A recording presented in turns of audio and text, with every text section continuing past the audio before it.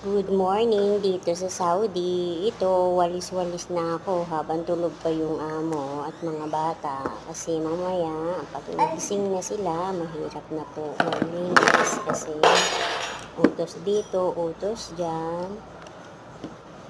Ganun talaga ang buhay ng OFW.